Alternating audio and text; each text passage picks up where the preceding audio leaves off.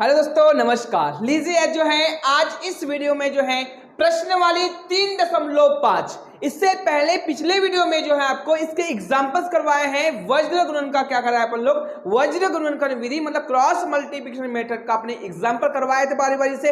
आज जो हम लोग जो है 3.5 एक्सरसाइज देखने वाले हैं और इसका फर्स्ट सवाल आपके सामने प्रस्तुत है। अब बोलता है फर्स्ट सवाल, निम्नलिखित रैखिक समीकरणों के युग्मों में से, ये समीकरण युग्म दिया है, एक्चुअली में क्या है एक लीनियर इक्वेशन दिया है, इसका पेयर दिया हुआ है आपके साथ में जो है ये इक्वेशन दिया हुआ है। ठीक है, देखिए अब बोलता है में से किसका एक अद्वितीय हल है। एक अद्वितीय हल को इंग्लिश में क्या बोलते हैं, जो यूनिक सॉल्यूशन। क्या होता है, यूनिक सॉल्यूशन। जैसे कि आपको मैंने बताया था, जब कहते हैं एक अद्वितीय, बेटा समझ लो पहले, एक अद्वितीय हल, एक अद्वितीय हल हो मतलब यूनिक सॉल्यूशन हो, ऐसी कंडीशन में निकाय क्या होता है तो आपको पता होना चाहिए a1x plus b1y plus c1 equal to 0। ये एक्चुअली में क्या है, मैं पहले आपको एक अद्वितीय हल का निकाय बताने से पहले इसका आपको स्टैंडर्ड फॉर्म बता रहा हूँ पेयर इक्वेशन का। ठीक है, अब कहते हैं a2x plus b2y plus c2 equal to 0। ये होता है इक्वेशन नंबर फर्स्ट और इक्वेशन नंबर सेकेंड को कंपेयर करने वाला स्टैंडर्ड फॉर्म होता है दो चर वाले रैखिक समीकरण युग्म का। ठीक है, अब एक अद्वितीय हल होने का निकाय मतलब स्टैंडर्ड इसका सिस्टम क्या होता है, तो बेटा कहता है a1 upon a2 not equal to b1 upon b2।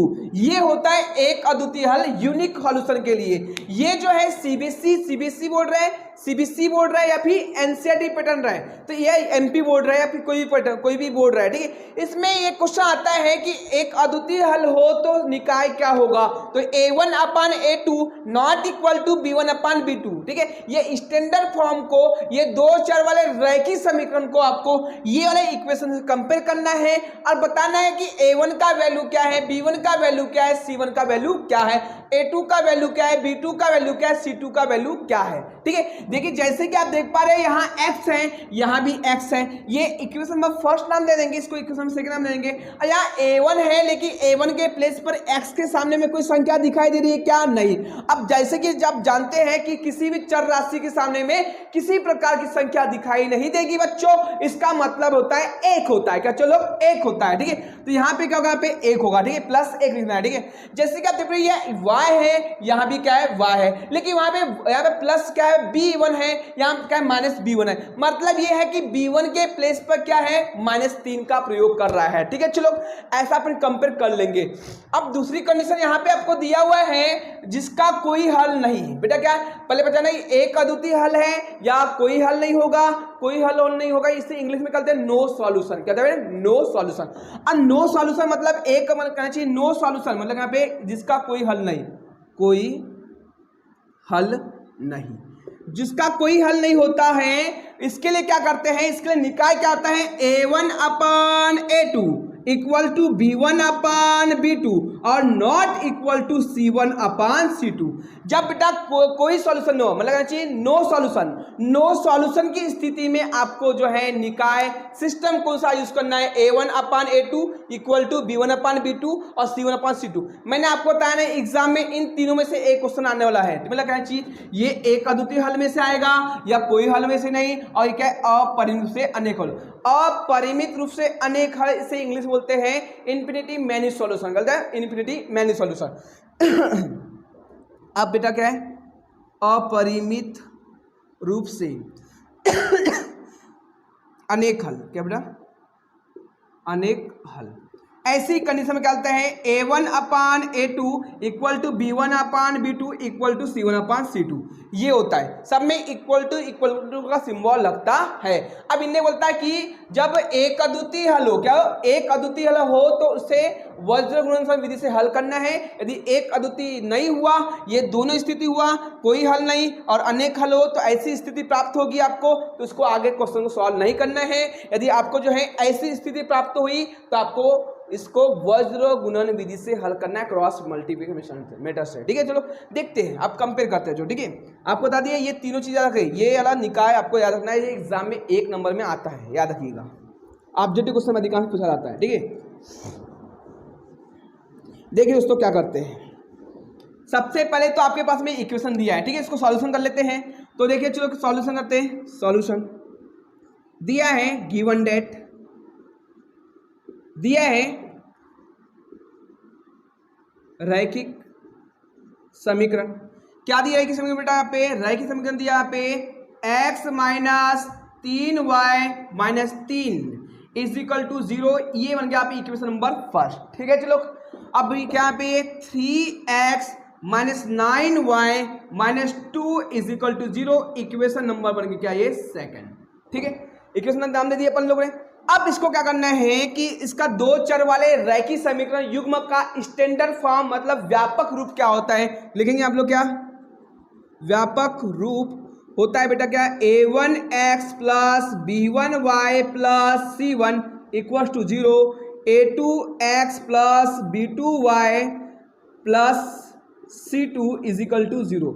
आप चाहो तो इसमें पूरा लिख सकते हैं, दो चर वाले रैखिक समीकरण युग्म का व्यापक रूप ये होता है से तुलना करने पर, से तुलना करने पर। जैसे देख पा रहे हैं आप लोग कि ये a1 b1 c1 दिया है, मतलब इक्वेशन नंबर फर्स्ट की बात कर रहा है, ठीक है। चलो ये x है, यहाँ भी x है, यहाँ x के सामने में क्या है धन 1 है, लेकिन a1 है, यहाँ पे a1 का मान क्या होगा बेटा, यहाँ पे लिखेंगे हम लोग क्या a1 का मान क्या होगा बेटा, लिखेंगे यहाँ पे जहां कंपेयर करने का प्राप्त होता है हमको a1 बराबर धन 1, लेकिन धन लिखते हैं किसी संख्या के बारे में सामने क्या नहीं लिखते, ठीक है। यहाँ क्या है y है बेटा, यहाँ भी y है, लेकिन यहाँ b1 के प्लेस पे क्या है चिन्हों के साथ में उठाना है, ठीक है। तो -1 वो -3, ठीक है। तो b1 के प्लेस पर क्या है -3, यहाँ प्लस लिखते नहीं, किसी भी संख्या के सामने प्लस लिखते नहीं, इसलिए लिखा नहीं गया है, ठीक है। अब बेटा c1 है, लेकिन c1 के प्लेस पर यहाँ पे क्या बेटा, यहाँ c1 है लेकिन c1 के प्लेस पे क्या है -3, ठीक है। तो भैया c1 के स्थान पे क्या बेटा, c1 के स्थान पे -3, ठीक है। अब देखिए बच्चों क्या है यहाँ पे कि ये x है, ये भी x है, ये क्या है 2 2 2 दिया है, मतलब समी नंबर 2 से कंपेयर करना है। यहाँ पे a2 है, लेकिन a2 के प्लस पे क्या धन 3 दिया हुआ है, मतलब बेटा a2 बराबर कितना पे धन 3, और c2 बेटा क्या पे दिया है, ये क्या है y दिया है, ये भी y दिया है, लेकिन यहाँ पे b2 के प्लेस पर क्या दिया है -9, तो b2 बराबर -9 और c2 बराबर कितना है बच्चों, यहाँ पे c2 बराबर क्या है यहाँ पे -2, c2 बराबर -2।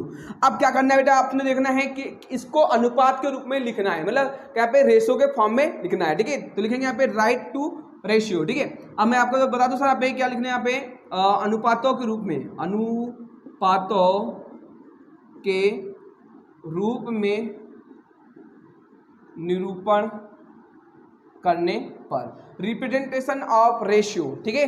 देखिए तो क्या है a1/a2 मतलब 1/3, ठीक है। अब b1/b2 मतलब यहाँ पे -3/9, अब बेटा क्या है c1/c2 मतलब यहाँ पे -3/-2, ये माइनस से माइनस यहाँ पे क्या बेटा यहाँ पे 2 ढंग से लिख लो, इसको दिक्कत नहीं है, ठीक है। माइनस से माइनस यहाँ पे कैंसल, 3 1 3 3 3 9 कट रहा है तो काटो, नहीं तो रहने दो, ठीक है। ये माइनस से माइनस कैंसल, ये 3 से कट नहीं रहा है, 2 से कट नहीं रहा है, रहने दो, उसको दिक्कत नहीं है, ठीक है। मतलब अपना समीकरण का क्या है 1/3, क्या बच्चों 1/3, फिर क्या यहाँ पे बोलो बच्चों, यहाँ पे क्या है 1/3, फिर क्या है 3/2। जैसे कि आप देख पा रहे हैं कि 1/2 के क्या है ये बराबर है, लेकिन 1/2 3/2 के क्या बराबर नहीं है, तो यहाँ पे बराबर नहीं है। अब देखो भैया आपको पता है ना कौन सी स्थिति बनती है, जब आपको पता है कि कोई हल नहीं है, ऐसी कंडीशन निकाय का फॉर्म क्या होता है बेटा, a1/a2 इक्वल टू b1/b2 और नॉट इक्वल टू c1/c2 होता है।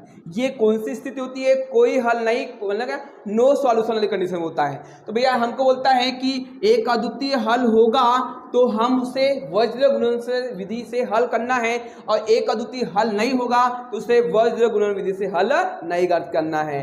क्या एक अद्वितीय है क्या, नहीं है, ठीक। एक अद्वितीय होने के लिए क्या होता है a1/a2 not equal to b1/b2, इसके रूप के आना चाहिए। क्या आया, क्या ऐसा नहीं आया है, तो इसको आगे सॉल्व नहीं करना है, ठीक है। बस दोस्तों अब देखिए यह लिखना है चूंकि दिए गए समीकरण युग्मों के चूंकि दिए गए समीकरण युग्मों के एक हल जो है कोई हल नहीं होगा प्राप्त होता है। ठीक है, यहाँ पे आंसर लिख देंगे हम लोग, ये बेटा ये ऐसी स्थिति प्राप्त हो रही है, तो ऐसे लिखेंगे अतः, लिखेंगे इसीलिए लिख सकते हैं यहाँ पे, इसीलिए रैखिक समीकरण के कोई हल नहीं होगा, रैखिक समीकरण के कोई हल नहीं होगा। ठीक है, ये अपना क्या हुआ, इसका आंसर हुआ। यदि आपके एग्जाम में आता है तो पहले पहचानना होता है या फिर अपने को दर्शाने आ जाता है, कोई दिक्कत नहीं है, वज्र गुणित का प्रयोग नहीं करने बोलता है। ठीक है दोस्तों, ये रहा आपका 3.5 का जो है पहला सवाल कंप्लीट सॉल्यूशन। अब मिलते हैं बच्चों नेक्स्ट क्वेश्चन में, जो है नेक्स्ट वन लेके आएंगे नेक्स्ट वीडियो में दोस्तों। ठीक है, धन्यवाद।